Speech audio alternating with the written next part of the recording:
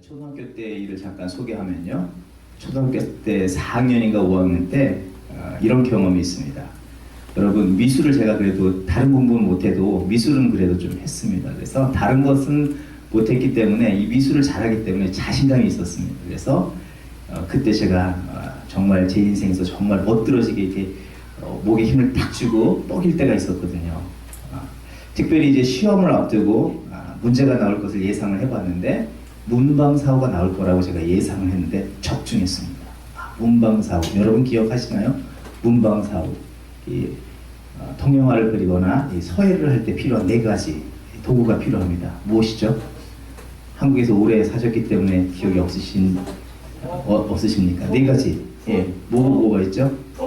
붓, 그다음에 벼루, 종이. 와. 예. 시험을 막 앞두고 아이들이 야, 문방사고 뭐냐?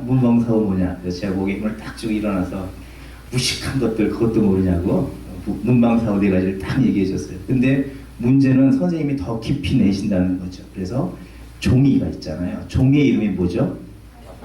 한지. 오, 예, 화선지예요. 화선지. 그래서 제가 또 일어나가지고 자랑을 했죠. 야, 화선지지, 화선지. 애들이 너무너무 저한테 감사하면서 답을 다 썼어요. 그래서 시험을 끝나고 나서 아이들이 저한테 와서 뭐라고 얘기했겠습니까? 고맙다. 너 때문에 다 맞았다. 제가 목에 힘을 꽉 주고 나서 제가 제 정답지를 딱 펴가지고 이제 채점을 하는데 저는 틀렸어요.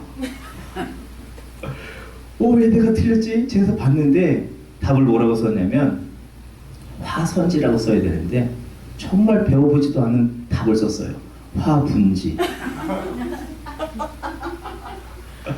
제가 너무너무 속상해가지고요. 지금까지 기억하고 있는 것 같습니다. 화선지인데 화분지로 쓰고 있다.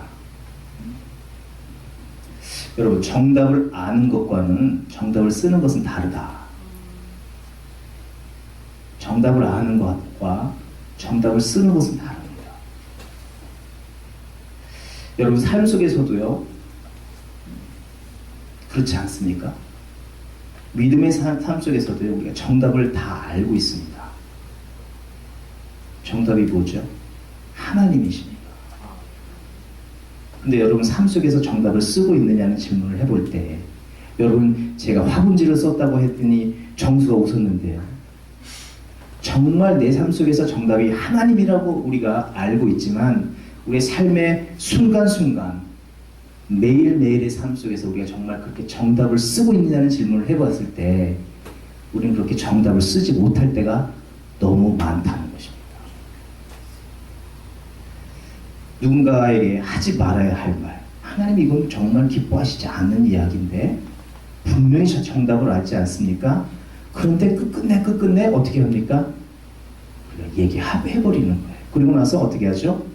후회하고 너무 미안해하고 또 분명히 이 일은 나에게 위기를 가져올 것이야. 하나님이 정말 이것은 원치 않은 일이야 라고 자기가 정답을 분명히 알고 있는데 어떻게 합니까? 그 일을 끝끝내 해버려서 위기를 자초하고 후회하고 또 원망하는, 자신을 원망하는 그런 순간들이 얼마나 많은지 모른다 하는 것이죠. 또 뿐만 아니라 혹 오늘 이 예배 이후에 여러분 정말 내가 이러지 말아야 하는데도 불구하고 정답을 분명히 알면서도 그런 갈등 상황 속에 있으면서 끝끝내 예배를 떠난 자리에서는 오답을 찾아서 달려가려고 하는 내 마음의 그런 동기들, 욕구들, 또 그런 마음의 결정들이 있지는 않습니까? 그러니까 정답을 아는 것과 정답을 쓰는 것은요, 엄청난 차이가 있다는 것을 우리는 이해해야 되고 그것을 우리가 인정해야 된다는 것입니다. 정답이 있음에도 불구하고 오답으로 이미 삶이 기울어져 있다면 우리는 과연 어떻게 살아가야 하겠는가 하는 것입니다.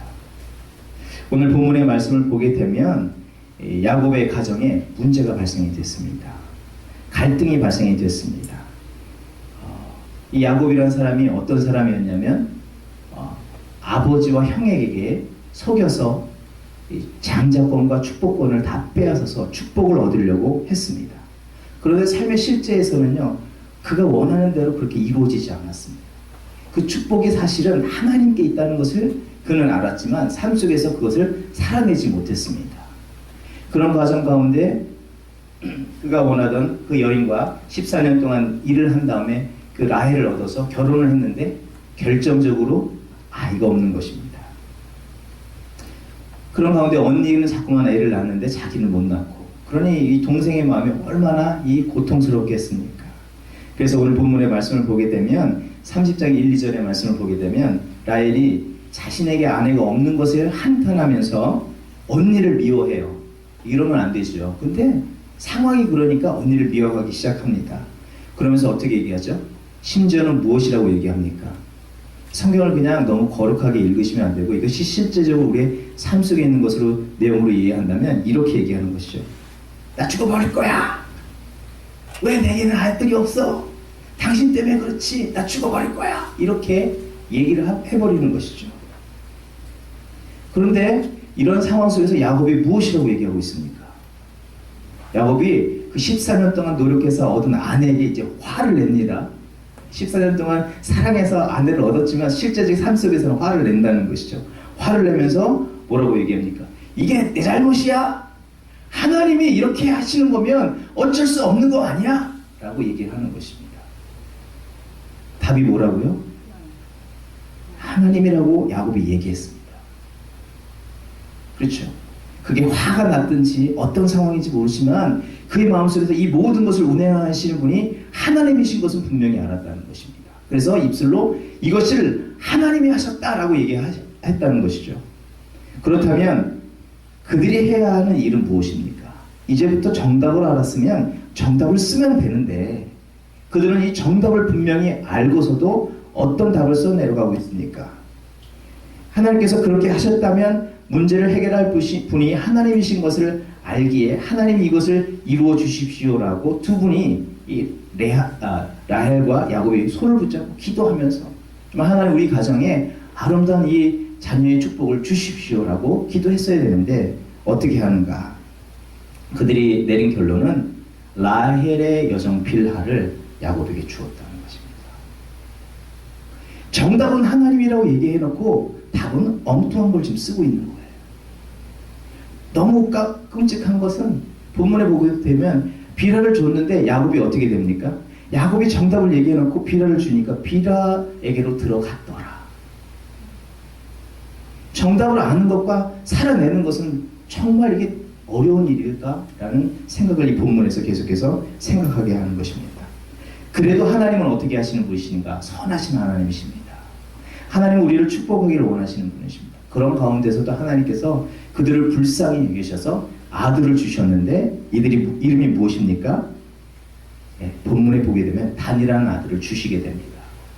단을 얻었으면 이제 그들이 고백해야 될 고백은 무엇입니까? 하나님 감사합니다.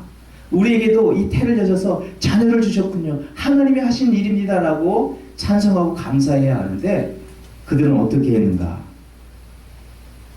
이 단이라는 이름을 어떻게 해석하고 있다고요? 무엇이라고 그들은 명명하고 있습니까?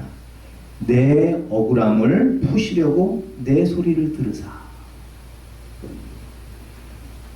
하나님이 정답이시기를 원하셔서 하나님의 해답을 그들에게 보여주시기 위해서 축복을 부어주셨는데 그 축복을 얻고도 그들은 어떻게 얘기했냐면 내 억울함, 또 엉뚱한 답을 써가고 있다는 것입니다.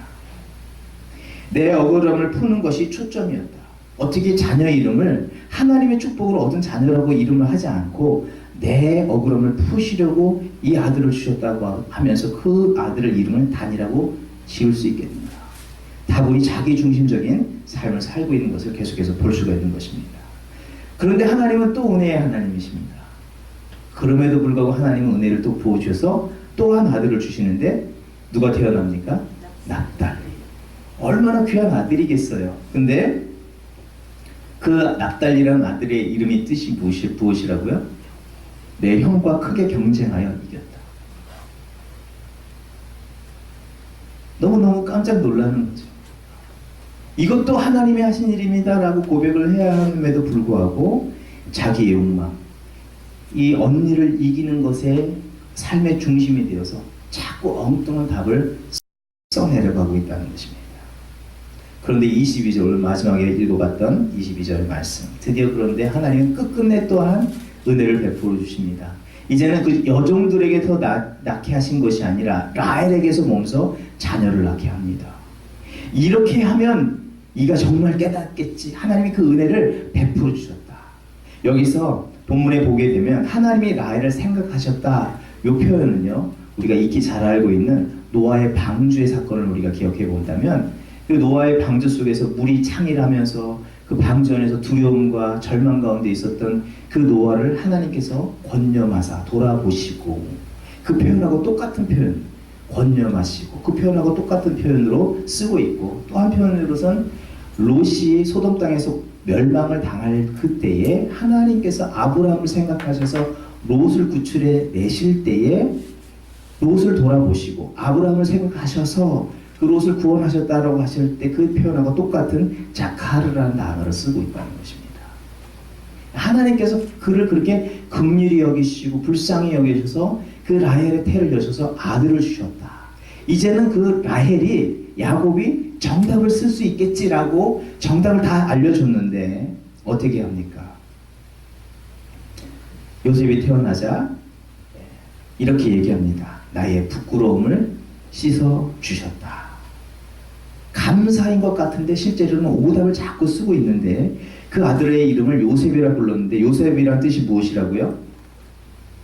우리 24절 한번, 23절인가 24절 우리 함께 읽어보도록 하겠습니다. 30장 24절, 자 함께 읽어보도록 하겠습니다. 시작. 그 이름을 요셉이라 하니 여호와는 다시 다른 아들을 내게 더하시기를. 여러분, 감사일까요? 요셉이라는 이름이 감사일까요? 아니죠. 자기의 희망, 자기의 욕망, 하나님께 대한 감사와 하나님이 하셨다라고는 그 주권을 인정하는 것이 아니라 끝끝내 자기의 욕심을 썩어내려가고 있다는 것입니다. 결국에는 요셉으로 만족하지 못하겠다라는 그런 엉뚱한 대답이라는 것입니다. 그런데 정말 안타까운 것은, 그래서 또 한 아들을 낳다가 결국 라헬은 죽지 않습니다. 베냐민을 임신하고 베냐민을 낳다가 죽게 됩니다. 이 전체적인 이 내용들을 보면서 우리가 생각할 수 있는 것이 무엇이겠습니까? 정답을 들고서도 자꾸 오답을 쓰는 어리석은 모습을 보면서 하나님이 안타까워하시고 그의 삶 속에서 그로 인해서 실패가 임하게 된다는 것입니다. 또 본문 이하에 계속해서 내용이 나오는데, 야곱과 라반의 삶 속에서 보게 되면 삶의 어떤 생활이라든지 경제권이라든지 이 사업의 문제라든지 앞으로의 진로의 문제도 사실 그들이 대화하는 내용 속에 하나님이 항상 등장을 하는데, 결론적으로 하나님이라고 얘기를 해놓고는 삶 속에서 쓰는 것은 자기의 욕심을 따라서 행동하는 모습들을 우리가 보게 된다는 것입니다. 삶의 현장인 장소에서는 항상 정답이 아닌 오답을 쓰고 있는 것을 보게 되는데, 여러분, 이 시점에서 우리가 다시 한번 질문을 던져볼 수가 있게 되겠습니다. 여러분 삶 속에서 정말 하나님이 정답이 되십니까? 그렇다면 여러분의 삶 속에서 정말 정답을 써내려가고 있느냐 하는 것입니다. 하나님께서 이 말씀을 우리에게 던지시고 이 말씀을 우리에게 보게 하시는 것은 우리에게 그런 질문을 주시는 줄 믿습니다. 정말 내가 너희의 정답이냐? 나만이 너의 생명의 주인이고 내가 길이요 진리요 생명이냐? 라는 질문을 했을 때 우리가 정말 그렇습니다라고 하는, 정말 우리가 입술로만이 아니라 우리의 삶 전체로 그것을 고백할 수 있는, 그것을 정답으로 쓸 수 있는 우리가 되느냐 하는 질문을 우리가 해볼 수 있게 되는 것입니다. 특별히 이 창세기 30장의 말씀은 모세오경이라고 하는 창세기, 출애굽기, 레위기, 민수기, 신명기, 모세가 쓴 5가지의 책인데, 이 책은 사실 이스라엘 백성들에게 주는 말씀이었습니다. 하나님께서. 근데 이스라엘 백성들이 어느 때 이 말씀을 받았냐면 가나안에 들어가기 전에 이 말씀을 받게 되는데, 이 가나안에 들어가는 이스라엘 백성들에게 대해서 하나님은 모세를 통해서 이 말씀을 증거해 주시면서 생각하게 하시는 것입니다. 정말 내가 너희의 삶 속에 정답이냐? 그렇다면 너희들은 삶 속에서 나를 정답으로 쓸 수 있는 나의 백성이 되어야 된다. 가나안에 들어갈지라도 너희들이 어느 자리에 있을지라도 나를 정답으로 쓸 수 있다면 너희들은 승리의 삶을 살 수 있다. 너희들의 형편이 어떠하든지 간에 내가 너희의 삶 속에 정답이라면 나를 그 자리에 쓸 때에 내가 너희를 돌아보고 내가 너희와 함께함으로 인해서 너희들이 승리의 삶을 이루게 될 것이다. 하나님께서는 말씀하십니다. 약속의 땅 가나안이 중요한 것이 아니다. 그 약속을 부여받을 수 있는 믿음으로 살아낸 삶을 살아가는 그 사람이 그 자리를 취할 것이다 라고 이 얘기하고 있다는 것입니다. 실제적으로 어떻습니까? 가나안에 들어간 사람은요, 약속을 부여받은 1세대는 못 들어갔습니다. 그 약속을 삶으로 살아낸 여호수아와 갈렙과 광야의 2세대가 그 땅을 취했다는 것입니다. 정답을 아는 것이 중요한 것이 아니라 정답을 살아내는 것이 곧 그 땅을 취할 수 있는 비결인 것을 계속해서 말씀해 주고 있다는 것입니다. 우리 예수 그리스도의 삶 속에서도 우리가 그것을 알 수가 있지 않습니까? 요한복음 13장의 말씀, 새 계명을 너에게 주노니 무엇이라고요? 서로 사랑하라. 내가 너희를 사랑한 것 같이 너희도 서로 사랑하라. 또다시 나옵니다. 요한일서 4장의 말씀, 사랑하는 자들아 하나님이 이같이 우리를 사랑하셨은즉 우리도 서로 사랑하는 것이 마땅하도다. 여러분 아멘 하셨죠? 사랑하십니까? 아니 사랑할 거예요 라는 아멘의 뜻입니까? 아니면 정말 사랑하고 있어서 아멘이십니까? 사랑하고 있어서. 네, 아멘. 이 말씀의 내용들을 보게 되면 서로 사랑하라, 사랑하라. 주님이 말씀하셨기 때문에 그렇게 사랑해야지 라는 그것을 우리에게 가르쳐 주시는 것이 아니라 주님이 모범이 되신다는 것을 우리에게 말씀하고 있는 구절들이라는 것입니다. 새 계명을 너에게 주노니 서로 사랑하라. 그리고 사랑해야 된다라고 얘기하시는 것이 아니라 내가 너희를 사랑한 것 같이 삶으로 살아낸 것처럼 십자가에서 그 사랑을 완벽하게 살아낸 것처럼 너희도 그렇게 삶 속에서 정답을 쓸 수 있는 자들이 돼야 된다. 사랑하는 자들아 우리도 서로 사랑하는 것이 마땅하도다. 사랑하라 라는 것을 얘기하는 것이 아니라 사랑하는 자들아 하나님이 이같이 우리를 사랑하셨은즉 살아내신 것처럼 너희도 그렇게 삶 속에서 사랑을 삶으로 살아내라 라고 말씀하고 있다는 것입니다.